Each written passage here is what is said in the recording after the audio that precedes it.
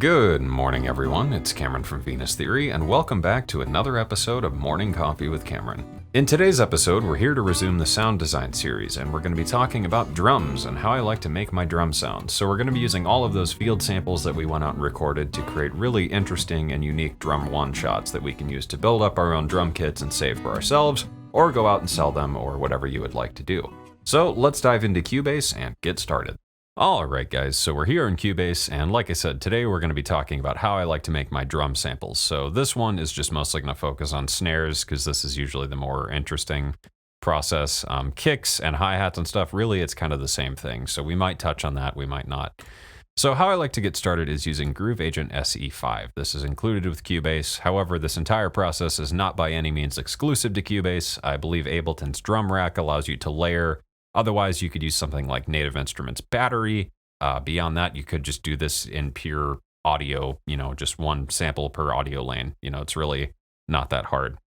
So for the sake of time, I'm going to start this off with some 808 samples. Normally, if this was being used in a real sample pack, I would have to make these sounds myself. So usually I'd use like Cherry Audio Voltage Modular. There's some drum modules there that are great for this. Otherwise, Falcon's Drum Synth. Otherwise, just manually synthesizing a basic snare myself and whatever. So I'm going to start this off with some kind of snare layer. So I like that one. I'm going to drag this in here. And then we might find some kind of hi-hat. Just something nice and bright to kind of get the transient. So I like that one. I'm going to drag this in. And if you're using Cubase, this is going to be important. You want to change the mode to layer within Groove Agent. So now we have a snare and a hi-hat layered together. So this in and of itself is not great, but could technically be a new sound. But we're just going to kind of go one step further here. So now that we've got our bass sound, what I'll do is grab my sample pack stuff, the new Foley and field recordings that I've normalized and cleaned up and chopped now that all that's out of the way. So now we can actually use these to do stuff. So I'm going to look through here for just a couple interesting sounds that we could layer against this snare. So I think we'll probably start off with like the box drums.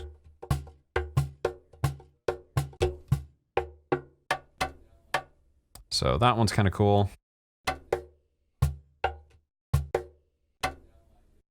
That one's interesting. A little bit offset, and then we might find like one more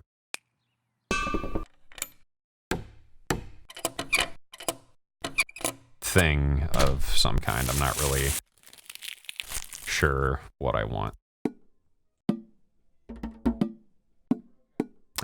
Okay, I think this is good for now.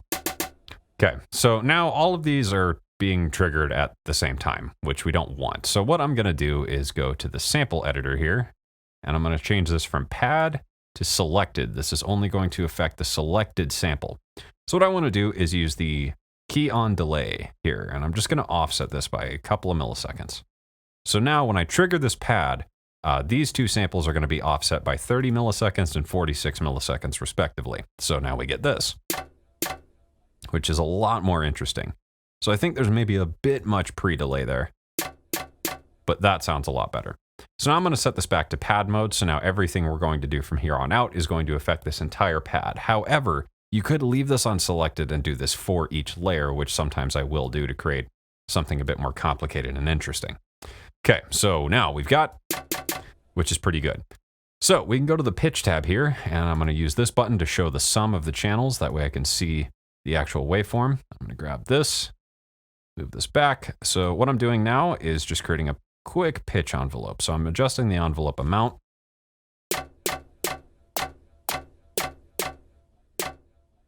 So that should be all right.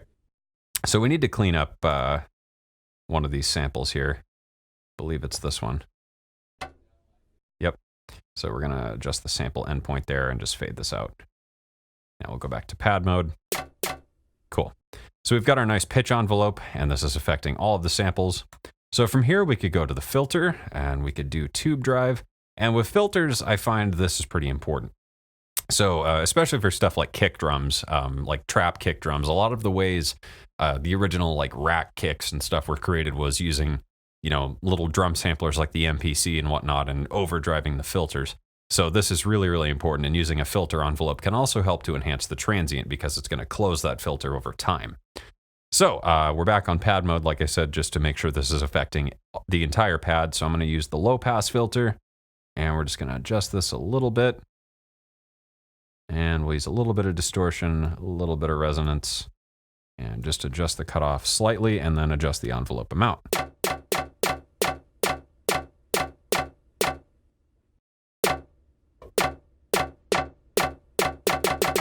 Cool. So now we can go into the amplitude tab, and now we're going to do an amplitude envelope. So amplitude is volume, if you didn't know. So if we do this, we're just going to get a little click. So what I want to do is just a little curve to it. And what this is going to do is, once again, bring out that transient, just make it a bit sharper. So the lower you drop the sustain value here, the more intense this is going to sound. So we could adjust the curve as well to be more of a linear curve or an exponential curve. In this case, I want that exponential curve just to give it a nice sharp decay. So now we basically have one completed snare sample. So from here, there's usually a bit more processing I'll do. And when it comes to processing, I really, really, really like using the kilohertz plugins, just because they're really, really clean. And that's usually what I want when I'm doing sound design stuff, at least in these stages, is, you know, I want stuff that's extremely transparent and it's not going to affect the sound too much. So with this sample, we might just want to bring up a bit more body to it. I'm going to change the scale here. We need a high shelf.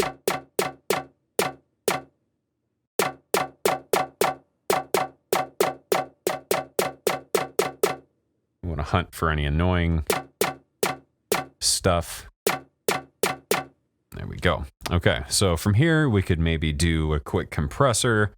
So I'm going to grab the kilohertz compressor.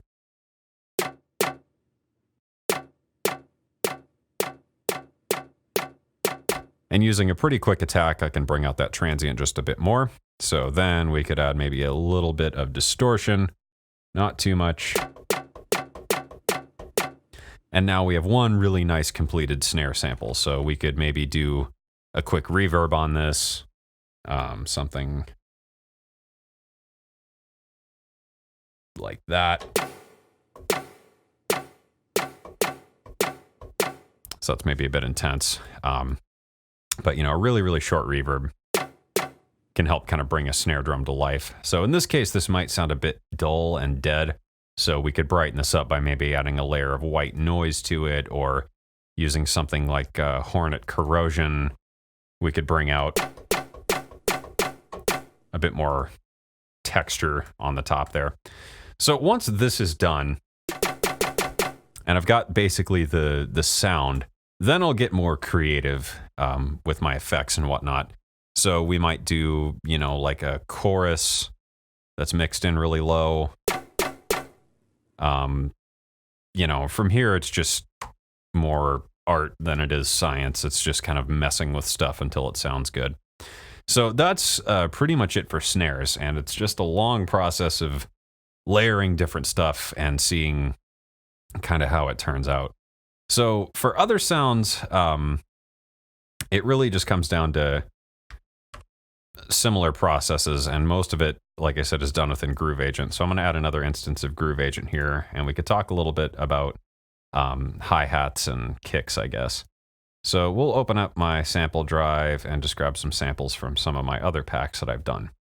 So if you've downloaded any of my packs, you might notice that they're pretty barren, and, you know, the sounds aren't really completed. And that's for a pretty specific reason, in that a lot of the sounds I save for myself and my own personal use, it's more a bass sound than it is an actual completed sound, because I like to design sounds for each song more often than not. So like this kick drum here. This is a good example of a typical Venus Theory kick. And this doesn't sound like much. And if you downloaded this sample pack and you were like, wow, this kick sucks, it's intentional. And that's, like I said, it's because I like to kind of redo sounds for every song, but I'll keep a, you know, basic sound set around. So this is going to be a pretty similar process. So I'm going to filter this out. We'll add a bit of drive, and I'm going to go ahead and throw a limiter on here. just because this is gonna get loud. So from here,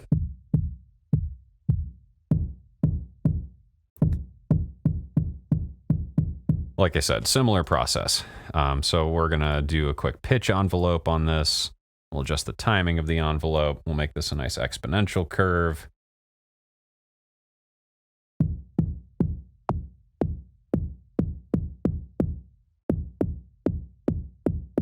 There we go. And we'll do some amplitude here.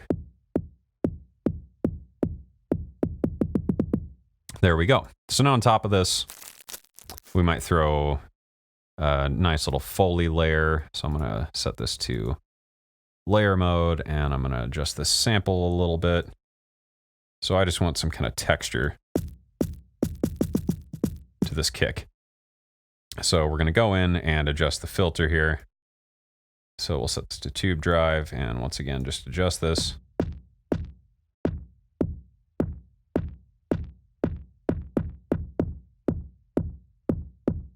So now I want to go to selected mode. I'm going to open up the filter here, and I want to change this to a band pass instead for the Foley layer. And there we go. So now we've got a nice kind of solid thump to this kick. So from here, this kind of comes, again, more to art than science. So I might use a frequency shifter.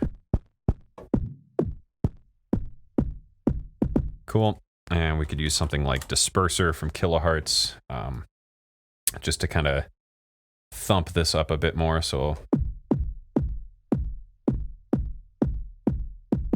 there we go. That should work. And then we could use a touch of saturation. Then we could do a nice slice EQ just to tame this, just because there's some definite weight in some areas that I don't like. So there we go. And then from here, beyond that, we might add some kind of transient shaper. And I just want to get rid of that sustained tail. And there we go. There's a completed kick drum that I would probably use. And for each of these sounds, what I'll do when I have a sound that's completed, just so you understand, I guess, is I'll add a group and I'll add an audio track. So then I'm just going to record this sound. So I'm recording the MIDI. And then all I do from here is just route this. So I'm going to route this to the group, and then the group is going to route to the audio track here, which is going to be the input, and then I'll record it again. Otherwise, you could use render in place. That's the other way of doing this. So from here, I would just trim this sample up. There we go. And I could normalize this sample if I wanted to. So normalize to like -4, I guess. There we go. And now we have a completed kick drum. And I could bounce this out, and there we go. So I guess one final example of something I would do, I guess, is let's take a look at hi-hats. Hi-hats are really not that interesting. I don't find them that interesting to make, and it's really not that complicated to make. But there's kind of a couple processes that I like that I guess I'll share with you guys. So let's go ahead and just delete this and start over. So my favorite pack for making my drums is actually my drum shop sample pack, because I got so many sounds, and that's really what I was after, was a lot of cymbals and stuff. So this hat sample here doesn't sound like much. Could be used, but you know, not that interesting. So what I might do is turn this into more of a trap style hat. So what I would do is normalize and go to amplitude. And I'm going to make this real short.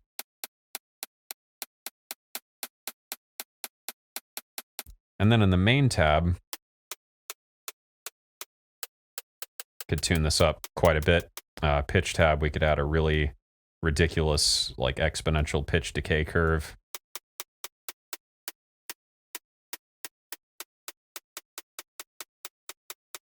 Something like that. And then really it's just about adding a filter. So we could use tube drive, resonance, and I'm going to set this to be a high pass filter. And there we go. There's a nice hi-hat sound. So from here, we could do something like the Haas delay. We could add a nice phaser. We could do...